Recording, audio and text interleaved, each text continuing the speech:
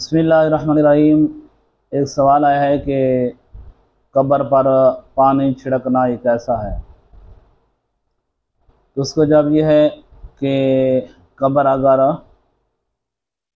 मतलब नई बनी हुई है तो उसमें पानी छिड़कने में भी कोई हर्ज नहीं है। इसी तरह अगर कब्र के ऊपर कोई बूटी है, जिस तरह कोई भी पौधा लगा हुआ है जिसकी आबियारी मकसूद है, तो वहाँ पर भी पानी डालने में कोई हर्ज नहीं है।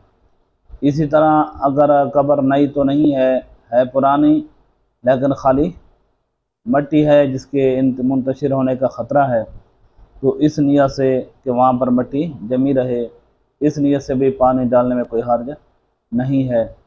इसके बरखिलाफ़ वैसे अगर कोई रस्म के तौर पर पानी डालता है, वहाँ पर कोई इस तरह की कोई ज़रूरत नहीं थी, तो ये इसराफ़ और फज़ूल खर्ची में आएगा, जो कि जायज़ नहीं है।